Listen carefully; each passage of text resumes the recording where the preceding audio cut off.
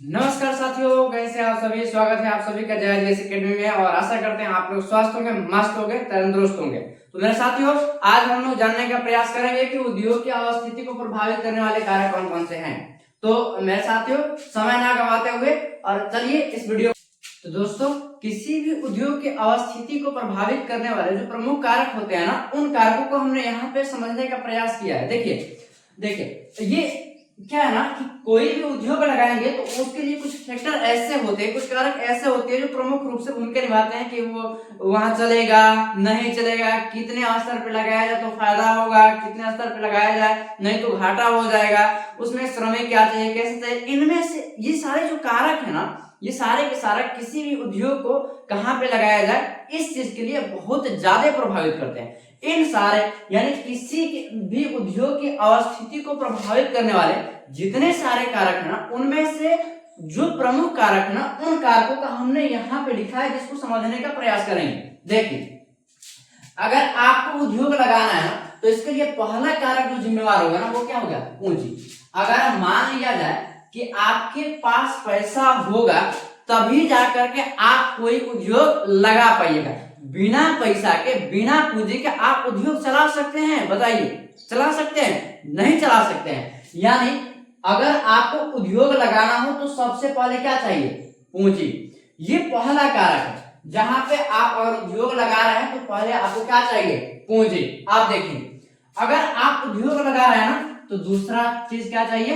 कच्चा माल। अगर मान लीजिए आपके पास पूंजी है लेकिन वस्तु के उत्पादन करने के लिए आपको कच्चा माल मिलेगा ही नहीं, तो बताइए उद्योग लगा पाइएगा या उद्योग आपका चल पाएगा? नहीं चल पाएगा।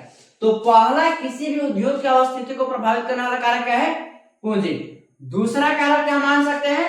कच्चा माल। अगर कच्चा माल रहेगा तो हम वस्तु का उत्पादन बढ़िया से कर पाएंगे। और तीसरा कारक हमने लिखा है क्या? यातायात।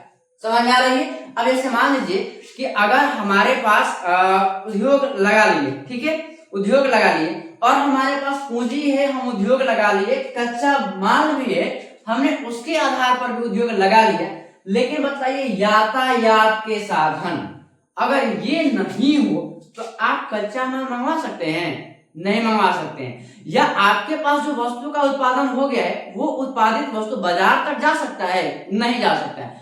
अगर आपके पास पूंजी है, उद्योग लगा लिए, कच्चा माल मिल गया जिसके आधार पर उद्योग लगा लिए, लेकिन ये यातायात के साधन नहीं हो, यानी वस्तु को एक स्थान से दूसरे स्थान तक पहुंचाने या वहां से ले आने के लिए कोई साधन नहीं हो, तो ऐसी स्थिति में आप उद्योग कैसे चलाइएगा? नहीं चला पाइएगा। तो आपके लिए तीसरा आवश्यक यानी माफ कीजिएगा, उद्योग को प्रभावित करने वाली, उद्योग की अवस्थिति को प्रभावित करने वाले तीसरा जो कारक है ना, क्या मान सकते हैं? यातायात। अब देखिए, अगला हमने कारक है क्या? बाजार। अगर मान लीजिए, देखिए आपके पास पूंजी हो गया, उस आधार पे कच्चा माल मिल गया, उस आधार पे और यातायात के साधन हो गया, उस आधार पे, इन तीनों आधार पे क्या कर लिए? कोई उद्योग लगा लिया, ठीक है। अब उद्योग लगा लेने के बाद आप वस्तु का उत्पादन बढ़िया से कर लिए, तो वस्तु का उत्पादन कर लेने के बाद अब आप मानिए कि आपके पास किसी वस्तु का उत्पादन हो गया और उसको आप वहीं बेचने जाइएगा तो आपके लिए बाजारे ना मिले, यानी आपका वस्तु बिकेबे ना करे, तो आपका उद्योग चलेगा? बताइए। अगर मान लीजिए किसी वस्तु का उत्पादन आप 100 पीस या 500 पीस या 1000 पीस इस वस्तु का उत्पादन कर लिए, लेकिन जब आप उस वस्तु को मार्केट में ले गए बेचने के लिए तो कोई खरीद ही नहीं रहा है या कहीं मार्केट मिल ही नहीं रहा है जहां पे उसको बेचा जा सके, तो ऐसी स्थिति में आपका उद्योग चलेगा? नहीं, सारा पूंजी क्या हो जाएगा? बर्बाद। तो ऐसे में पहला ये हो गया, दूसरा ये हो गया, तीसरा ये, और चौथा सबसे महत्वपूर्ण कारक क्या हो गया? बाजार। अगर बाजार मिल जाता है तो हम लोग वस्तु को जो उत्पादित करते हैं ना, उसको आसानी से मार्केट में ले जाकर क्या करते हैं? बेच देते हैं। इससे क्या होता है? फायदा और हमारा उद्योग चलता है। तो किसी उद्योग को अवस्थिति को प्रभावित करने वाला चौथा कारक क्या मानेंगे? बाजार। आप देखिए, हमने पांचवा कारक को रखा है क्या? ये शक्ति आपूर्ति। अब मान लीजिए कि जो हमारा उद्योग है, कोई भी उद्योग हो, अब उस उद्योग को चलाने के लिए जो हम आधुनिक उपकरण के या आधुनिक तकनीक के मशीन लगाते हैं उस मशीन को चलाने के लिए शक्ति चाहिए, ऊर्जा चाहिए, एनर्जी चाहिए ना जी। तो अगर मान लिया जाए कि हम कोई उद्योग लगाया, उस उद्योग में कोई बड़ा सा मशीन लगाए, लेकिन उस मशीन को चलने के लिए बिजली मिल ही नहीं रहा हो, उद्योग चलेगा? नहीं चलेगा। तो अगर मान लिया जाए कि हम किसी उद्योग को स्थापित कर रहे हैं और उसके लिए हमारे पास शक्ति की आपूर्ति आसानी से हो जा रही हो, तो ऐसी स्थिति में हमारा उद्योग में यानी हमारे उद्योग में वस्तु का उत्पादन भी अच्छा होगा। अगर शक्ति की आपूर्ति यानी विद्युत की प्राप्ति नहीं हो रही हो तो हमारा मशीन नहीं चलेगा। अब कोई कहेगा कि हम विद्युत का क्यों उपयोग करें, हम तो जनरेटर का उपयोग कर लेंगे, लाइन के भरोसे करें। तो सुनिए, जनरेटर का उपयोग करिएगा कि कोई बहुत बड़े इंजन जिससे विद्युत का उत्पादन उसका उपयोग करिएगा, उसको भी चलने के लिए कुछ चाहिए, ईंधन चाहिए। जैसे आप उसके लिए पेट्रोल यूज करिए या डीजल यूज करिए, चाहिए ही चाहिए। अगर वो भी नहीं रहेगा तो कैसे आपका उद्योग चल पाएगा? इसलिए वस्तु का उत्पादन करना हो, उद्योग चलाना हो, तो उसके लिए शक्ति आपूर्ति का होना भी क्या है? आवश्यक है। अब इसके बाद ये पांचवें के बाद हम छठवें नंबर पे आते हैं। तो छठवें नंबर पे हमने क्या रखा है? मानव संसाधन। बतलाइए, पूंजी हो, कच्चा माल हो, यातायात के साधन हो, बाजार हो, ऊर्जा हो, लेकिन मानव नहीं हो, बताइए उद्योग चलेगा? नहीं चलेगा। मतलब कहने का ये है कि आपके पास सारे के सारे साधन उपलब्ध हो, इन साधनों के उपलब्ध होने के बाद भी अगर मनुष्य आपको नहीं मिलता है, मानव संसाधन नहीं मिलता है, या श्रम करने वाला व्यक्ति नहीं मिलता है, तो आपका उद्योग चलेगा? नहीं चलेगा। अब आप कहिए कि हम अकेले चला लेंगे, तो भाई आप मानव ही ना है, मानव से बाहर जानवर थोड़ी है जो आप चला लीजिएगा।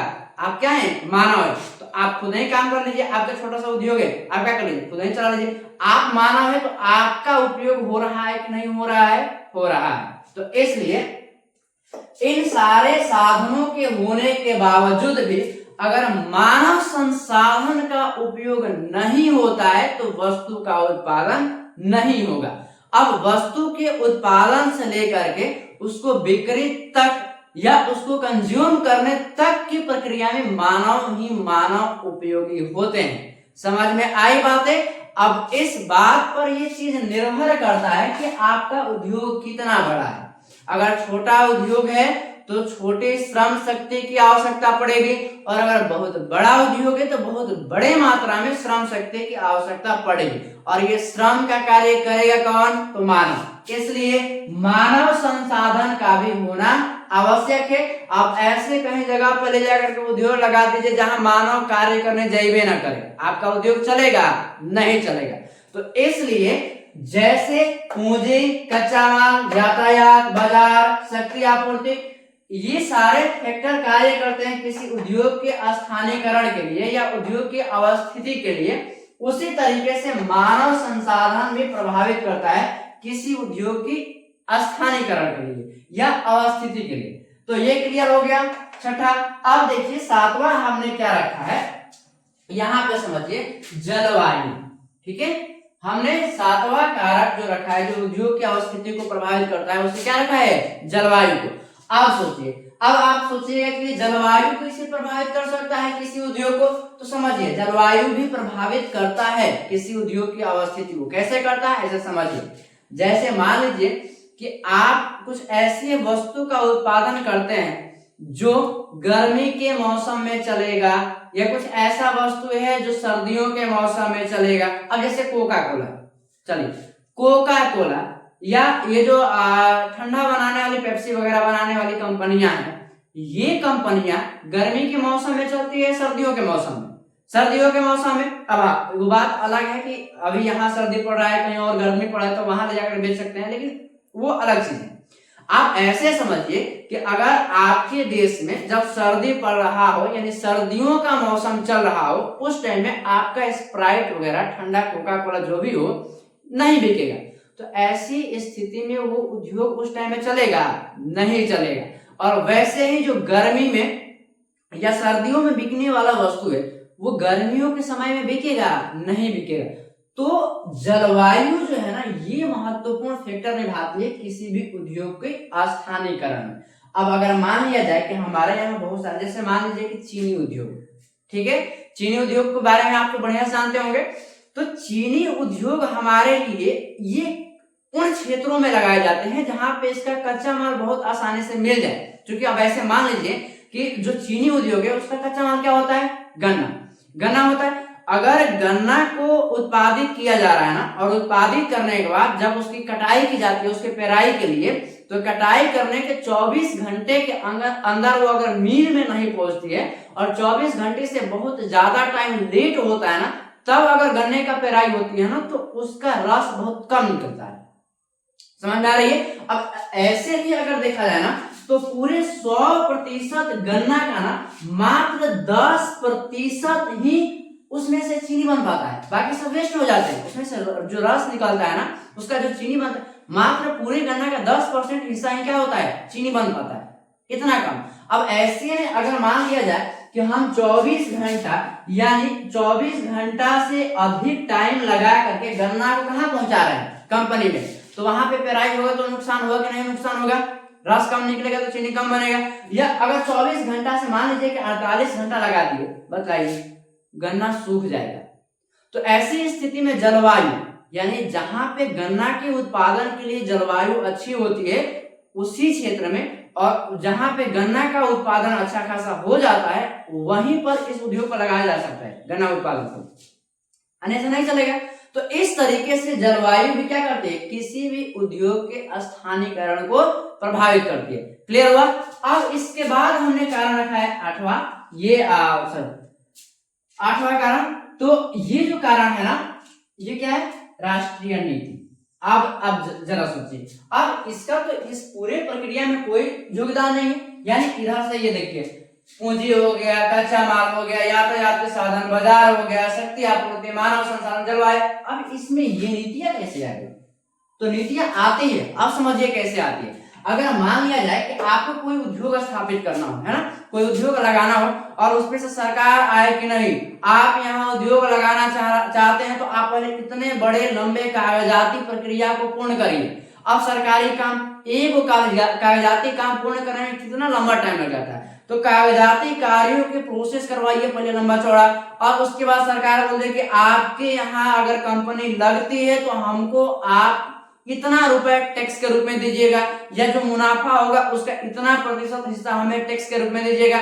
या अगर ये कह दे कि अगर आप यहाँ उद्योग लगाए हैं और आपके वस्तुओं का उत्पादन जो हो रहा है वो बाहर बिकने जाएगा, तो इससे हम टैक्स लेंगे। या बाहर से कोई वस्तु हमारे यहाँ आ रही होती है, कोई बाहर से कंपनी हमारे यहाँ आ रही होती है, तो उस पर सरकार टैक्स लगा दे, यह नियम लगा दे कि आप हमारे यहाँ जब कार्य करने आइएगा तो आपको लाइसेंसी प्रक्रिया से गुजरनी पड़ेगी, और उसके बाद आपको इतना रुपए टैक्स के रूप में देना पड़ेगा क्योंकि आप बाहर से आ रहे हैं। तो इस तरीके की जो नीतियां होती है ना, सरकारी नीतियां, ये किसी भी उद्योग को बहुत बड़ा प्रभावित करती है। अब जैसे मान लीजिए ग्रामीण क्षेत्र में सोचिए कि कोई व्यक्ति अगर 2 लाख 3 लाख या 5 लाख रुपए लगाकर कोई उद्योग चला रहा है, ठीक है।